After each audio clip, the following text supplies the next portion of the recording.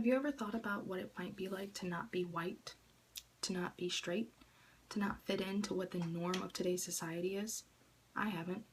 In my eyes, everyone is equal regardless of their sexual orientation or their race.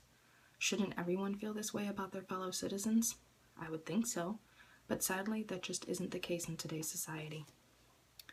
According to the Matthew Shepard Foundation's website, 75% of the LGBT community, which is the lesbians, gay, bisexual, and transgender youths, report that they have been bullied and harassed at school. Who is Matthew Shepard, you might ask? According to a CNN special news report, Matthew was a college student, recently turned 21 and just living the normal college life. But in October of 1998, that would all change when he was targeted in a hate crime. He was taken into a rural area where he was tied to a fence post and beaten and left for dead. He was found the next day and survived for 5 more days in agony before he finally gave up and was passed away. It took 5 years before the 2 students responsible for this crime were convicted. Why was this crime committed against Michael? It was because he was openly gay. Earlier that same year, according to the New York Times, a man was targeted in Texas for a hate crime as well. This time, it was not because of his sexual orientation, but because he was a black man. James Byrd Jr. was taken by 3 white men into a rural part of the area and was tied around his neck with a noose to the back of a truck and dragged for miles until he was decapitated.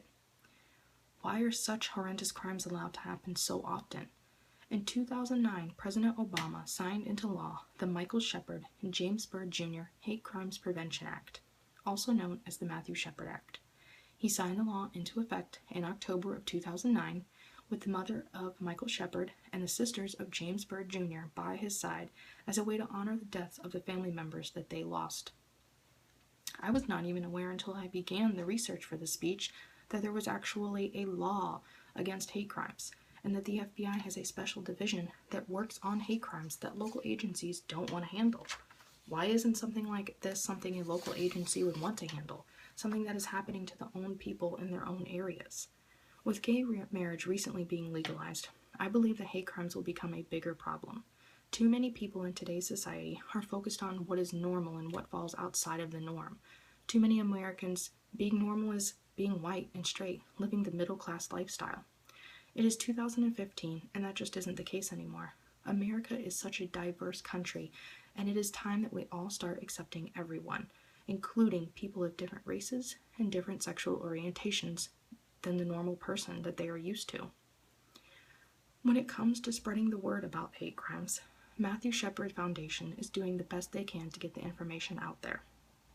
The foundation was created by the parents of Matthew Shepard to honor him after his murder for being a gay man.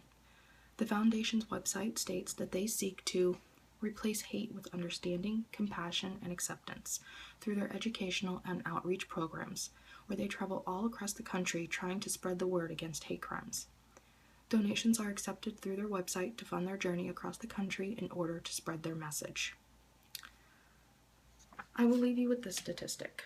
According to the FBI database Crime Reports, a 2013 hate crime report shows that there were 5,790 hate crimes committed in that year. Of those, a breakdown revealed that the top 2 crimes that were committed were against people because of their race, which was a staggering 48.3% of the crimes, and 19.6% of the hate crimes reported were against people because of their sexual orientation. Isn't it about time that we make that statistic a 0?